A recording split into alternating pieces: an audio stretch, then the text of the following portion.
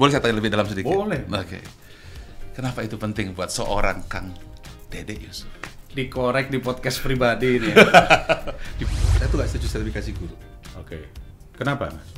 Kalau mau mensejahterakan, ya udah tinggal aja kasih duit. Ngapain susah-susah pakai sertifikasi ujian. Ini dan udah segala sertifikasi, duitnya nggak turun-turun lagi gitu ya. P3K itu kan sebenarnya sudah sebuah Upaya. solusi kan, sebuah solusi yang sudah Tapi masih ada ujian yang passing grade-nya terlalu tinggi dan sebagainya. Itu gimana? Ini saya kayak nanya ke menteri nih, mewakili menteri nih.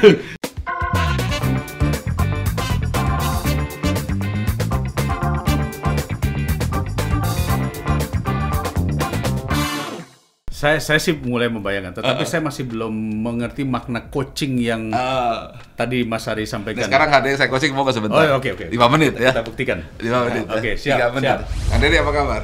Baik. Oke, Siap. Kang Dede sekarang kan di Komisi 10 ya. Siap. Nah, Kang Dede bisa nggak cerita kepada saya apa yang Kang Dede ingin lihat 4 tahun ke depan, ingin rasakan, ingin dengar? Pertama, Mas Ari, ketika saya berada di Komisi 10, tentu pemikiran saya adalah menciptakan sumber daya manusia unggul. Benar sekali. Untuk itu saya ingin kesejahteraan guru harus selesai dulu. Bisa jelaskan kepada saya supaya lebih paham apa yang disebut dengan sejahtera dalam definisi Kang Dede? Sejahtera itu paling tidak kebutuhan dasar bisa terselesaikan. Oke. Kedua, dia bisa mempersiapkan investasi masa depan. Oke. Ketiga, dia tidak lagi memikirkan yang disebut dengan hutang-hutang, karena umumnya kalau berbicara sejahtera itu berarti bebas dari hutang. Oke, wow, keren ya. Jadi satu, dia kebutuhan dasar terpenuhi, terbebas dari hutang. Tiga, dia investasi masa depan. Wah, keren sekali. Boleh saya tanya lebih dalam sedikit? Boleh. Oke. Kenapa itu penting buat seorang Kang Dede Yusuf? Dikorek di podcast pribadi ini. Dibalik. Yang jelas harapan saya adalah apa sih bentuk kesejahteraan? Adalah menularkan lebih banyak gagasan yang bermanfaat bagi publik. Oke, sekarang Kang Dede lihat. Saya ingin Kang Dede bisa melihat ini dan kemudian itu menjadi kenyataan. Apa yang Kang Dede lihat, rasakan, dengar 2-3 tahun kemudian sudah jadi kenyataan. Saya selalu beranggapan kalau kita mau merubah sebuah bangsa, diri kita dulu kita rubah. Maka diri kita rubah, kita akan menjadi satu bubble dan ketemu bubble lainnya dan bertemu dengan bubble lainnya karena orang akan berkumpul dengan orang-orang yang sama. Saya di hadapan saya ada tokoh Ari Ginanjar, Buki Setiawan. Saya berharap bahwa saya mendapatkan energi yang sama dari seorang Ari Ginanjar dan Buki Setiawan. Karena kita akan berkumpul dan lebih banyak orang lagi berkumpul, orang sukses, orang pintar, orang kreatif, orang hebat berkumpul, ini akan menjadi energi yang lebih besar. Oke, sekarang energi terjadi. Oke. Apa yang Kang Dede lihat sekarang? Apa yang saya lihat? Saya tersenyum. Ada siapa di situ? Ibu saya. Apa dia bilang? Istri saya juga ada. Bisa cerita apa yang dilihat? Apa yang dilihat? Apa yang dirasakan Kang Dede? Dia bicara apa? Apa yang dirasakan Kang Dede? Ibu saya bilang gitu ya. Saya bangga sama kamu. Terus apa yang Kang Dede rasakan? Bersyukur. Apa penting kata syukur untuk seorang Kang Dede? Buat saya sangat penting. Kenapa penting? Karena dengan bersyukur kita membuka syukur-syukur yang lain. Kenapa kata syukur itu begitu penting untuk seorang Kang Dede Yusuf? Karena dari dulu dengannya kita bersyukur, saya bisa menghargai apapun yang kita rasakan. Kang Dede tahu dari mana sumber kata syukur? Dari Tuhan. Mengapa itu penting? Karena kita nggak ada apa-apa tanpa ada. Sekarang Kang Dede sudah selesai, katakan sudah tercapai. Sudah tercapai. Kalau Kang Dede pensiun, apa yang ingin Kang Dede lihat di Indonesia? Sejahtera dan semua orang menemukan jalannya dengan tersenyum. Tapi pada saat itu orang tidak menghargai Kang Dede, apa yang akan Kang Dede rasakan? Nggak ada masalah. Orang melupakan Kang Dede. Nggak ada masalah. Bahkan orang mengatakan Kang Dede tidak berbuat apa-apa, tapi Kang Dede sudah berhasil. Apa yang Kang Dede bisa lihat? Nggak ada masalah. Oke. Sekarang sudah jelas apa yang Kang Dede lihat? Sudah. Oke. Bisa nggak sebutkan apa hal yang dilakukan untuk mewujudkan itu sekarang? Dalam waktu 2 tahun. Yang bisa dilakukan saat ini adalah kita harus berkumpul sama orang-orang yang sepemikiran. Oke. Terus apa lagi? Yang kedua adalah move on. Move on. Artinya jangan berhenti di satu titik, bergerak terus. Oke, Kang Dede. Apabila dua itu dilaksanakan, apa yang akan menjadi penghalang dan kendala itu dilaksanakan? Yang akan menghalangi sehingga itu tidak jadi apa? Satu, pasti rasa kekhawatiran bahwa apa iya bisa terjadi atau tidak. Yang kedua adalah cukupkah waktu untuk melakukan itu semua. Berarti waktu ya. Waktu. Sekarang dari soal waktu itu tersebut ya, apa dong solusinya supaya masalah itu bisa selesai?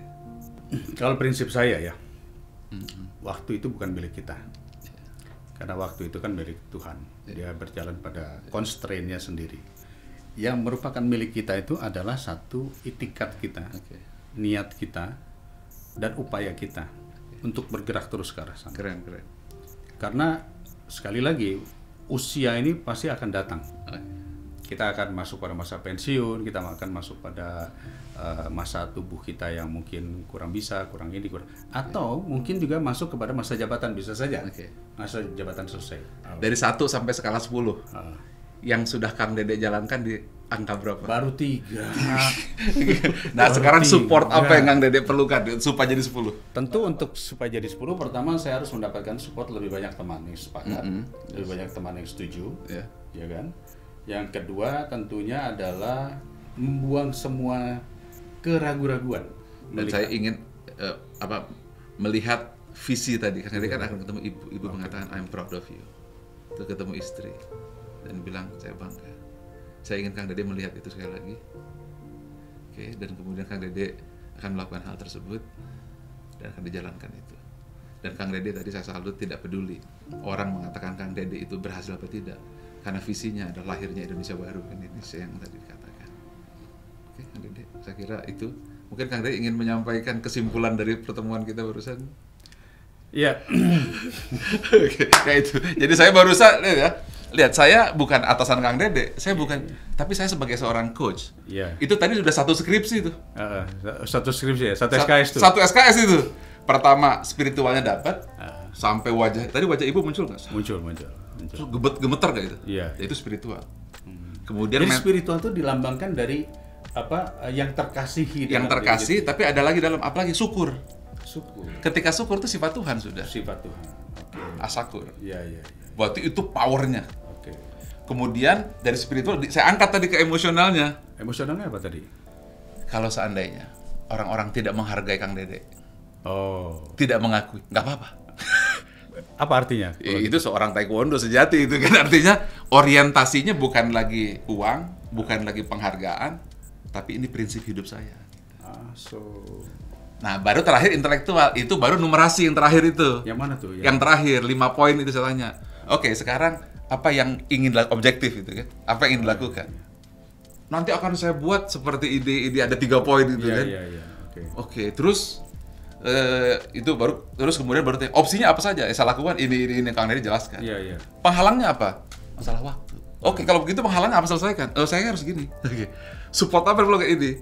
Jelaskan 5, terakhir baru saya tanya. Oke, sekarang apa saja poin? Oke, saya jalankan segera. 3 kecerdasan tadi itu sudah. Tanpa saya ceramah sama sekali kan. Jadi nilainya berapa saya itu?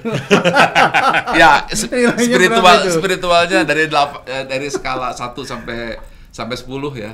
Itu 8,5 karena sudah nyebut kata syukur.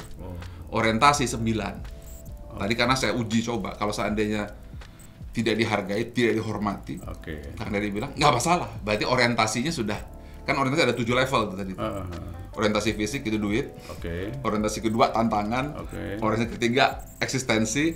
Orientasi keempat keluarga. Orientasi kelima kontribusi. Orientasi keenam makna hidup. Orientasi ketujuh itu adalah tentang grand why, alasan hidup saya. Kang Dede jawab yang nomor 6 dan 7. Nah, setelah dapat, baru saya numerasinya. Itu yang mereka belajar itu baru atasnya aja tuh. Baru sampai di situ. Baru saya tanya. Nah, disinilah mata kuliah, mata pelajaran yang selama ini diajar. Oke, sekarang apa objektifnya? Toolsnya apa? Baru mata kuliahnya apa? Tantangannya apa? Supportnya apa? Nah, itu kalau orang seperti saya, maka saya bisa meng-coaching kan. Kalau tadi saya bilang, Kak Dede bisa nggak itu diketik jadi bahan tulisan. Dalam waktu berapa menit tadi? Kang Dede sendiri gimana rasanya barusan ketika saya coaching tuh? Terasa nggak? Gitu. Terasa, cuma malu ditonton. Enggak, ya bayangkan kalau itu berdua kan? Iya. Ya nggak usah malu. Iya. Tapi saya bisa. Artinya saya kan bukan gurunya Kang Dede. Iya, oke. Kang Dede lebih pintar dari saya. Enggak lah. Ilmunya lebih banyak. Enggak lah. Tapi saya bisa merangsang kreativitas Kang Dede. Saya bisa mengeluarkan inovasinya Kang Dede. Saya bisa membangun karakternya Kang Dede. Saya bisa membangun spiritualnya Kang Dede tanpa ceramah sama sekali. Kan nggak mungkin saya ngajarin Kang Dede. Iya. Nah, bayangkan kalau guru begitu masuk kelas, oke. Masalahnya satu. Masalahnya guru tidak punya keleluasaan waktu sebanyak Pak Ari dan Kang Dede tadi. Guru selalu dikejar-kejar kriteria tuntutan minimal, topik ini harus tersampaikan. Itu kan bukan hanya bukan kemauan guru, itu kan kewajiban dari kurikulum. Nah, karena itu manfaatkan teknologi. Memang ada usulan. Satu, ringkaskan mata kuliah, itu penting. Mata pelajaran lebih diringkas, kayak di Eropa, di Amerika lebih ringkas. Nah, mereka bisa, oke, coba lihat di internet sekian-sekian, Anda bisa temukan itu, nanti ketemu sama saya. Jadi hari pertama ketemu, oke, sudah dibaca. Apa yang kamu baca? Jadi udah gitu. Coba masuk. Artinya kurikulumnya harus diubah. Bukan, kurikulum udah paling disederhanakan, nggak apa-apa. Karena yang namanya kurikulum itu hanya tools. Nggak, kalau yang sekarang itu sudah terlalu rumit. Nah, itu kurangi sedikit supaya guru itu bisa punya keluasaan. Tapi seandainya pun tidak, seandainya itu berat, tapi nggak apa-apa, nggak ada masalah. Saya akan, kalau saya jadi guru SD, SMP, SMA, sudah baca pelajaran ini, matematika tanggal sekian, sudah belajar ilmu hayat, sudah bagus. Coba kamu apa yang bisa kamu ketahui, sudah. Ya. Saya tanya lagi, terus kalau belajar ini kamu mau jadi apa? Oh, saya akan beternak ayam. Untuk apa kamu beternak ayam? Oh, saya akan gitu. Terus saya akan bikin. Oke, terus apa yang menghalangi kamu? Nggak punya duit. Terus bagaimana solusinya jadi? Baik. Jadi mungkin Mas Ari, saya mencoba mengambil satu gambaran. Jadi pada prinsipnya, kalau bicara yang disampaikan Mas Buki tadi, ini ada kurikulum ya. Kita kurikulum 13 saja. Nah, kemarin itu kurikulum sudah kita coba yang namanya kurikulum darurat. Ada pembatasan kurikulum selama pandemi. Nah, kalau ini dirasa efektif, bisa saja kurikulum itu ya bisa saja berubah. Undang-undang nanti kita akan rubah. Saya ke Mas Buki nih sekarang. Apa yang salah dalam kurikulum kita, Mas Buki? Apa yang salah? Yang pertama adalah kurikulum 2013 itu terburu-buru banget. Oke. Dalam 1 tahun direncanakan, dilakukan. Direncanakan, dilatihkan, dan dilakukan. Itu dalam 1 tahun. Kalau nggak salah, silakan dicek. Termasuk penyiapan buku cetaknya, itu di 1 tahun. Berarti itu project based dong? Nggak tahu, silakan dinilai. Saya belum di komisi 10 waktu itu. Saya cuma menunjukkan faktanya bahwa itu dikerjakan dalam 1 tahun. Nah, artinya, itu aja sudah masalah. Dan itu pelajaran penting buat kita, kalau kedepannya gimana. Jadi tidak boleh terburu-buru. Tidak boleh direncanakan di tahun yang sama, dilatihkan tahun yang sama, dilaksanakan tahun yang sama. Itu tidak boleh. Itu banyak. Kenapa seperti itu? Karena Indonesia kan luas, beragam, dengan kemampuan guru yang beragam. Itu perlu uji coba berkali-kali untuk memastikan bahwa dia bisa sesuai untuk semua level guru. Ya, itu satu. Yang kedua tadi terlalu berat itu di Instagram saya di @buki itu sudah banyak sekali guru yang mengeluh ketika saya menulis kenapa harusnya ujian tertulis di kelas 1 dan kelas 2 nggak boleh. Sekarang tuh anak-anak kelas 1 udah ujian loh. Ujiannya tertulis. Padahal dia baru masuk 2 bulan belajar calistung, langsung diuji tertulis. Sehingga nggak jelas apakah dia sedang mengerjakan ujian atau sedang kesulitan membaca instruksi ujiannya. Oh gitu. Jadi baru belajar calistung, ada ujian tertulisnya. Setelah berapa lama? 2,5 bulan. 2,5 bulan. Dan targetnya kelas 1 itu sudah bisa menguasai sampai 99. Kalau di luar negeri gimana sih? Ada nggak sih calistung? Justru yang saya angkat ini itu kasus di luar negeri. Di Cina mulai tahun ini dilarang ujian tertulis. Ujian tertulis di kelas 1 dan kelas 2. Agar fokus dulu belajar calistung. Baru nanti ujian tertulisnya di kelas 3. Sesimpel ini aja, itu masih tuntutan kurikulum. Jadi kurikulum itu kan what? Tapi gini, kita di sekolah juga SD, SMP, SMA gitu ya. Begitu kita dikasih mata pelajaran, itu kan hanya untuk dapat nilai, tapi nggak ngerti why kan? Iya, setuju. Betul. Dan nggak tahu how. Iya. Jadi bener-bener kita tuh ingin mencoba menjadikan kepala itu isi database dari pengetahuan. Iya. Nah karena itu mungkin ada dua ya. Kalau memang bisa berhasil kita rombak, kalau berhasil ya, kita berhasil, oke. Tapi itu juga butuh biaya dan energi yang luar biasa. Katakanlah kita bisa menyederhanakan kurikulum dan itu juga kan perlu diskusi. Yang paling memungkinkan menurut saya, yang paling sederhana, gurunya ditingkatkan, hadapi kenyataan dan kemudian atasi itu. Itu paling mungkin, yang paling sederhana. Coba kalau kita ngerombak, boleh. Gini, saya mencoba menjadi orang idealis, saya mencoba menjadi seorang guru yang nggak bisa apa-apa, yang kurikulumnya sudah berat, yang duitnya sudah sedikit, lalu saya jadi guru. Hadapi kenyataan itu bagaimana caranya gitu.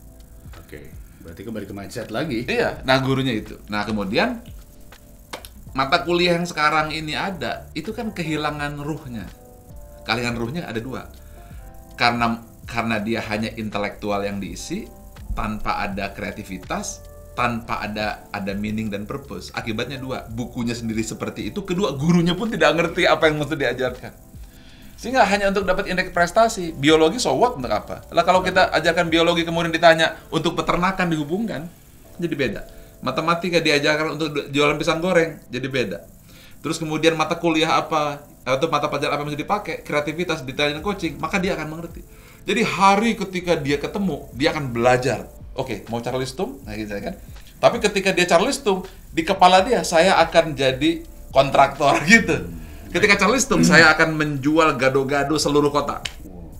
Jadi pada saat itu tuh, guru tersebut tuh sudah punya mindsetting bahwa anak ini bukan dicekoki dengan akademik, tapi anak ini sudah akan dicetak di pertemuan pertama. Si guru sendiri sudah punya orientasi seperti itu. Sekarang kan guru nggak begitu. Yang penting saya ngajar, dapat gaji, selesai. Muridnya disiksa, gurunya tersiksa. Ini kita mesti sudahi ini semuanya.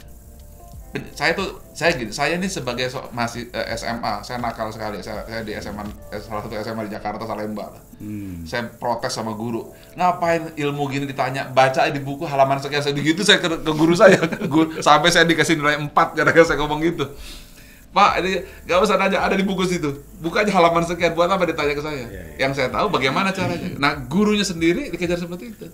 Berarti kan ada mindset guru yang harus kita perbaiki. Ya, supaya apa yang namanya merdeka belajar itu bisa dipahami. Ya kita bicara tentang strategi yang paling mungkin, bukan idealisme. Kalau kita jadi menteri kita rombak, tapi kalau bukan, apa yang bisa kita lakukan di tengah kesempitan ini? Oke. Ini berat banget ini podcast ini ya. Pendalamannya berat sekali ya. Saking beratnya saya yakin siapapun menteri tidak akan mudah menyelesaikan permasalahan yang ada. Susah. Ya. Tapi guys, sebelum kita lanjutin ya, kita saksikan dulu video dan nanti kita akan bahas lagi. Oke?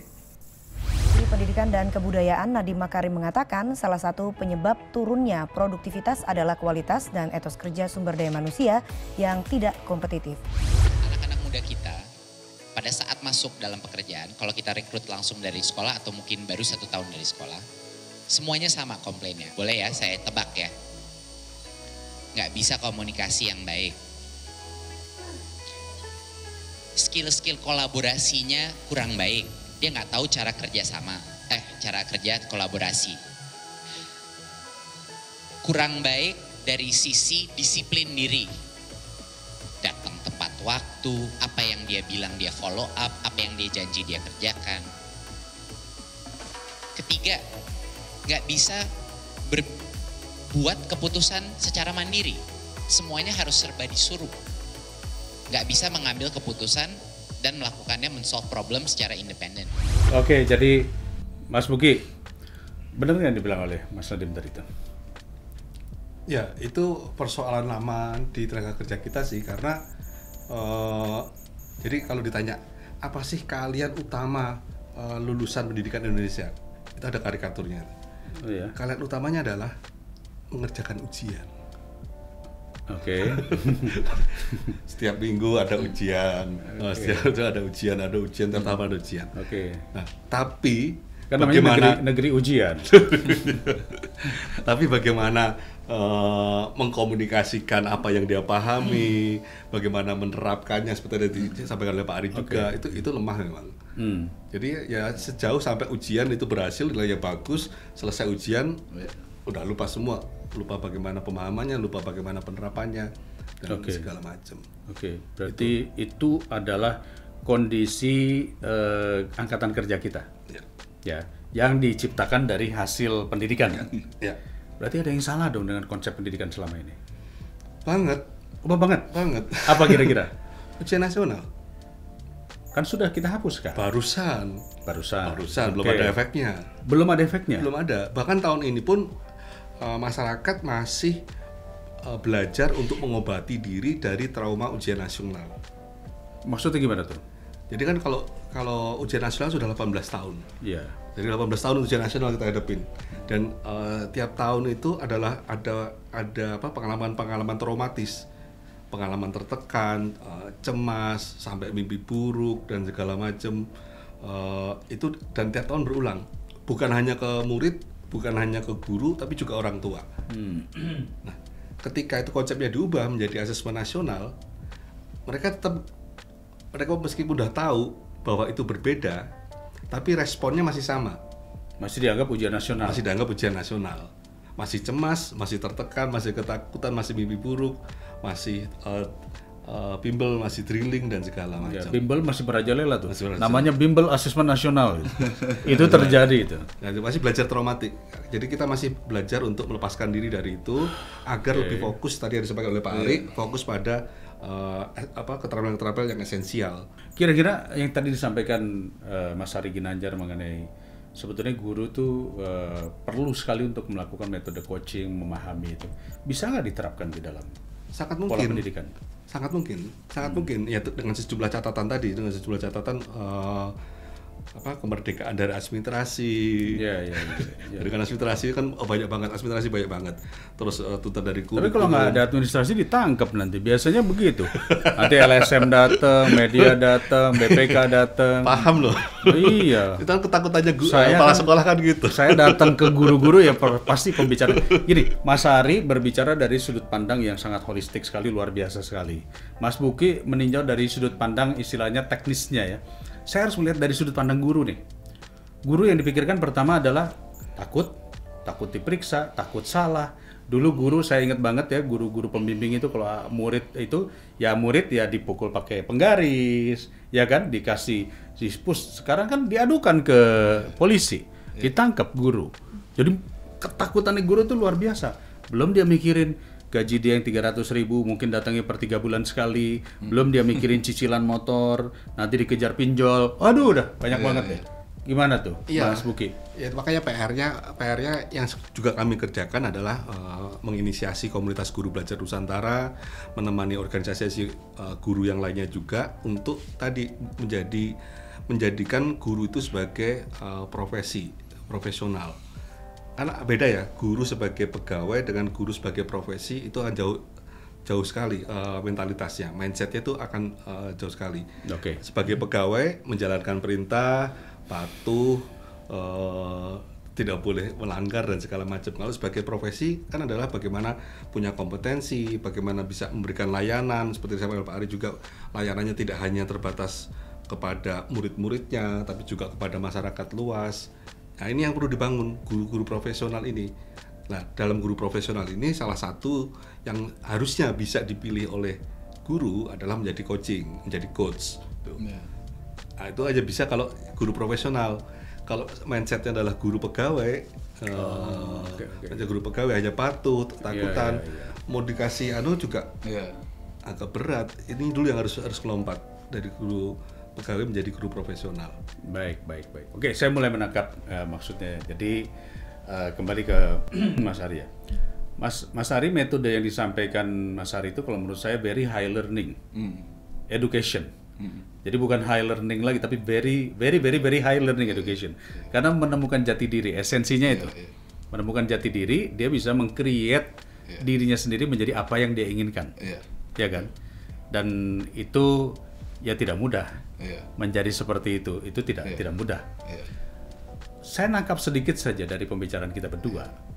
Mestinya yang dilakukan pemerintah sebetulnya adalah selesaikan dulu masalah kesejahteraan. Kalau dia sudah sejahtera, dia punya me time. Dan ketika dia punya me time, dia bisa mengeksplorasi kemampuan dirinya menjadi profesional. Tadi guru profesional atau mendapatkan very high learning tadi. Message Mas Ari kepada pemerintah apa? Ya, saya setuju dengan apa yang sampaikan Kang Dede bahwa kesejahteraan guru mesti di nomor satu kan. Itu saya percaya. Hanya pertanyaannya kapan dan bagaimana. Itu yang saya khawatir dalam keadaan pandemi. Sehingga saya hanya berpikir apa yang bisa kita lakukan saat ini. Baik. Gitu. Ada anggaran pendidikan sama pandemi kan juga dipotong. Nah, itu juga. Jadi seandainya pun nih kita saya yang potong, Mas. Iya, seandainya kita push juga nih. Apakah ini akan berhasil? Saya logik gitu. Kira-kira berapa lama lagi bisa? Nah, sehingga yang paling memungkinkan adalah kita memberdayakan guru sedemikian rupa sehingga dia siap secara mental menghadapi kenyataan ini. Oke, berarti dan kemudian dikasih dia, opsi ya untuk dia punya kompetensi untuk menghadapi ini dan dia punya pride guru ya, di mana dia sanggup mengatasi ini. Nah, itu yang kita latih. Katakanlah ambil 2 poin. 1, katakan kita gong keluar dana, guru naikin gajinya. Alhamdulillah, syukur. Ya. Tapi kalau tidak, ya guru mesti dikasih pancingan supaya dia bisa bisa hidup gitu. Nah, ini ada hal yang pepatah penting ini tentang dunia pendidikan modern yang saya katakan bahwa sesungguhnya manusia bukanlah ember yang mesti diisi.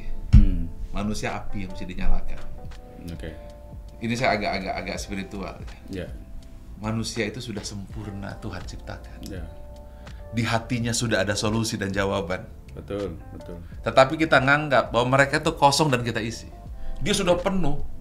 Yang belum ada paling tinggal sedikit-sedikit kompetensi saja. Nah, research yang dibuat oleh Daniel Goleman pada tahun 1980, mata kuliah yang sekarang diajarin itu hanya berperan 10-20% keberhasilan mereka dalam hidup. 80-90% yang tadi itu disampaikan kemandirian, kreativitas. Tapi pertanyaannya, apakah itu bisa dengan kurikulum? Nggak bisa. Itu hanya bisa melalui guru yang punya kompetensi melahirkan itu. Mas Puki, Merdeka Belajar ini itu kan sebenarnya salah satu upaya untuk katakanlah mendapatkan keluar dari keseragaman tadi. Saya sudah mendengar cerita beliau, mendengar cerita Mas Puki. Ini sekarang telur sama ayam. Mana yang lebih dulu? Naikkan kesejahteraan guru, baru di-upgrade. Atau upgrade dulu, baru sejahtera.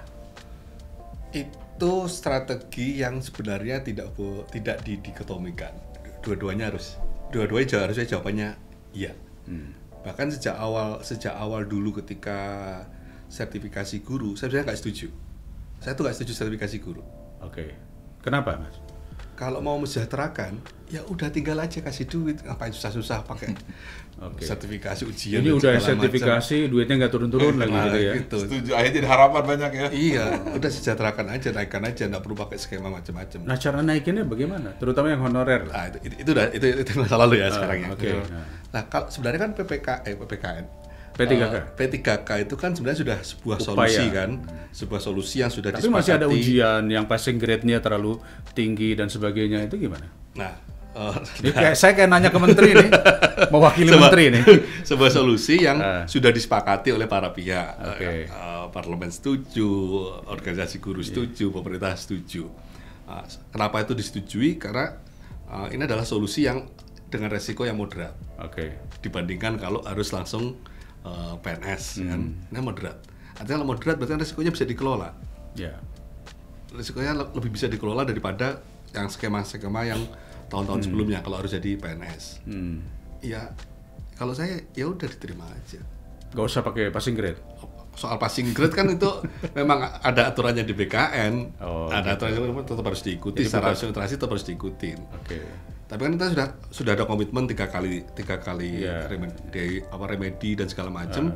Itu sangat mungkin kok itu lulus semua. Jadi sekarang sudah on the right track. Sudah right track. Terus kira-kira kapan memberikan opsi? Jadi setuju bahwa perlu ada afirmasi pada kelompok tertentu itu itu perlu. Passing grade nggak diturunkan. Jadi lebih baik bukan menurunkan passing grade diturunkan itu bukan afirmasi, itu adalah kompromi. Jadi yang dilakukan adalah passing grade-nya tetap, tapi diafirmasi kelompok-kelompok tertentu dengan perhitungan tertentu. Jadi itu lebih penguatan. Artinya kita nggak menurunkan kualitas guru. Kalau kita turunkan passing grade, kita menurunkan kualitas guru. Ya. Jadi tapi ini kompromistis terhadap katakanlah orang-orang yang sudah sekian lama mengajar, yang mungkin di daerah pedalaman yang nggak jadi daerah pedalaman. Ada prioritas tertentu. Baik. Jadi Jadi sangat mungkin, dan itu sebenarnya sangat mungkin. itu cara untuk merubah kesejahteraan. Karena dengan lolos P3K, maka ya otomatis kesejahteraannya dia paling tidak setara PNS di daerahnya tersebut, gitu kan ya? Iya. Dan sangat mungkin kan 1 juta. Apanya? 1 juta yang diangkat kan sangat mungkin secara anggaran itu. Mungkin anggarannya sudah ada, anggaran sudah disiapkan. Ini yang penting disampaikan juga ke publik bahwa ada berapa? 400.000 yang tidak yang kosong. Tetapi begini, ketakutannya para guru yang masuk ke saya juga ya adalah kami takut nanti kalau remet nanti pendatang-pendatang baru yang muda-muda jauh lebih baik dari kami, itu selalu ada. Nah itu yang kaitannya tadi tidak firm dengan kondisi mentalitasnya. Tetapi menurut saya tentu kita di DPR, di pemerintah kita sudah memberikan kesempatan 3 kali remet. Tapi masalah firm mentalitas itu kembali kepada person to personnya. Kita buka nih kesempatan untuk mendapatkan kesejahteraan yang lebih baik. Kalau dia sudah sejahtera, karena banyak juga kawan-kawan saya, terima kasih Kang Dede kita sudah lolos begini. Dulu gaji berapa? 300.000. Sekarang dapat berapa? Ya alhamdulillah dapat 2,5. Jauh dong perubahannya kan? Dengan dia punya 2,5 juta, dia bisa mengupgrade skill-skillnya dan bahkan bisa menjadi very high learning tadi. Ya, jadi menurut Mas Buki ini yang harus dilakukan pemerintah sekarang apa nih? Dengan kondisi keuangan juga yang mepet-mepet ini nih. Ya, pelibatan para pihak. Termasuk pelibatannya Pak Ari, pelibatan para pihak digandeng untuk bisa mengedukasi para guru. Karena kalau kementerian sendiri itu tidak mungkin. Jadi selama ini posisinya kementerian yang lama ya, itu jadi kompetitornya vendor pelatihan. Ya kan ini suara dari lembaga pendidikan ya kan lembaga pelatihan yang belum dapat kali Mas ya. Dia bikin regulasi sendiri, ya kan? Oke, baik. Pelatihan diselenggarakan sendiri. Berarti antara operator regulatornya itu nggak jelas. Oke, noted. Buat saya noted karena nanti kita akan merubah undang-undang. Jangan sampai pemerintah yang fungsinya regulator menjadi operator. Begitu. Operator serahkan saja kepada semua stakeholder lainnya ya, PGRI, lembaga pendidikan yang lainnya. Oke, baik. Hanya dengan cara itu kita bisa mendidik seluruh guru-guru kita dengan waktu cepat. Tambahan Mas Ari? Saya orang yang percaya kepada kemampuan manusia. Oke, baik. Dan saya percaya apabila manusia dibereskan, dia mampu menyelesaikan masalah. Kita bisa lihat Jepang, Korea, sumber daya alamnya juga nggak ada. Tapi kegigihan mentalitas mereka yang membuat mereka bangkit. Dan itu tidak diajarkan ke guru dan anak-anak kita. Dan itu yang pertama diberikan guru dulu. Kalau gurunya sudah punya fighting spirit, saya setuju nanti di remunerasi ditingkatkan. Tapi kalau gurunya low, fighting spiritnya low, kita hanya akan melahirkan anak lebih lemah lagi. Guru perbaiki mentalnya.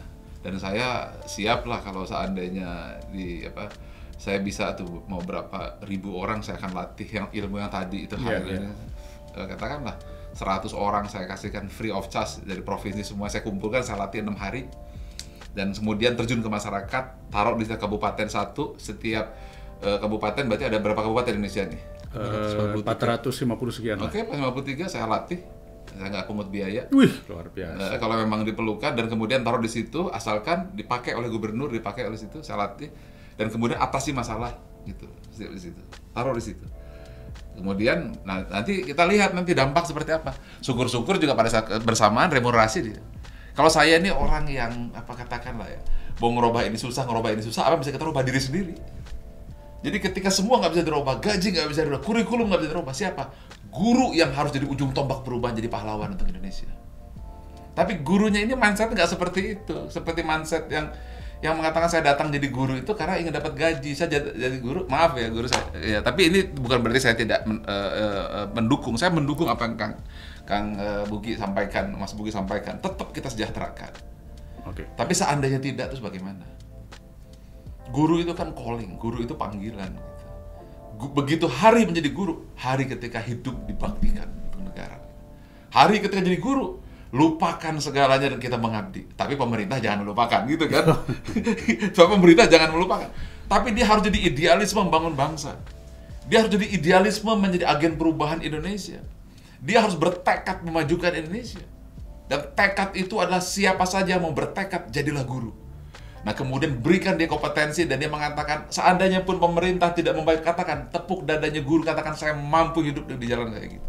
Tapi berikan ilmu itu, tingkatkan itunya, leverage, mindsetnya, skill setnya diberikan, hard setnya dibentuk. Dan pemerintah dukung, dan juga tidak cukup pemerintah, masyarakat sekitar dukung. Kalau ada satu guru di situ, database keluarkan, semua manfaatkan guru itu.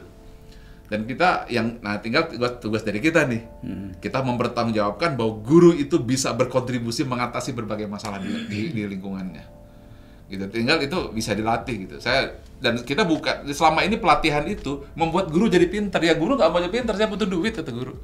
Ya kan, supaya ngajarnya bagus, jangan bisa ngajarnya bagus. Saya ini lagi lapar. Iya. Sehingga harus dua sisi. Gurunya punya karakter dan kepribadian can do spirit gitu kan, bisa gitu kan, bahkan mengatakan guru bisa nggak bikin satu yayasan, bikin sekolah sendiri, ya silahkan lakukan. Nah dia mengatakan dia jago bikin proposal, dia bikin ini, dia bisa gerakan massa, dia bikin satu sekolah di situ. Kemudian ada masalah guru muncul, sehingga guru itu menjadi seperti gubernur-gubernur di Indonesia. Iya. Nah ini yang saya ingin tuh, guru tuh punya mindset dia hero. Gitu. Bahkan dengan laparnya, dengan gagahnya dia mengatakan saya lapar di sini, saya kurang. Tapi itu tidak akan menghentikan kehormatan saya sebagai seorang guru. Gitu. Dan saya siap untuk berbakti. Kalau udah begitu, rakyat RT RW semuanya akan berbondong-bondong, guru butuh apa? Butuh mobil, butuh motor, tak bilang sama saya kasih. Tapi kalau gurunya mental lemah, kemudian mengatakan saya begini, kurang gini, akhirnya respect di masyarakat itu runtuh. Guru harus segera mengangkat derajat harkat martabatnya. Kalau di Jepang tuh seperti seorang samurai gitu kan. Mungkin gaji kecil dan mungkin juga dia tapi dia hidup sebagai seorang pengabdian. Nah, ada pepatah nih penting nih. Ilmu itu penting. Tapi yang lebih penting adalah metodologi. Metodologi itu tidak penting. Yang penting jiwa guru sang pengajar. Mantap. Wow, luar biasa sekali.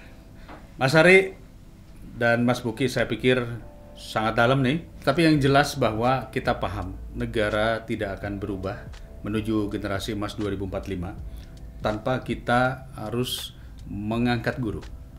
Dan mengangkat guru itu harus dimulai dengan kesejahteraannya dulu.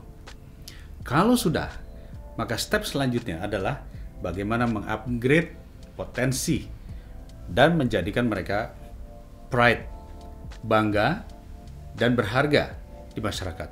Saya sepakat, saya setuju ya. Mudah-mudahan Mas Menteri ini mendengar diskusi kita hari ini dan bisa mengemasnya menjadi sebuah skema-skema yang baik dan bagus. Mas Ari, terima kasih banyak. Ini kita udah ngobrol panjang banget, Mas Buki. Terima kasih banyak ya. Tetap kita di sini diskusi ingin menghargai guru karena guru adalah simbol pergerakan dan kemajuan peradaban sebuah negara. Tapi untuk menghargai guru, maka kita harus berikan kesejahteraan bagi guru. Dan untuk memberikan kesejahteraan bagi guru, maka langkah-langkah harus kita ikuti. Setelah itu baru kita meningkatkan kapasitas dan kompetensi.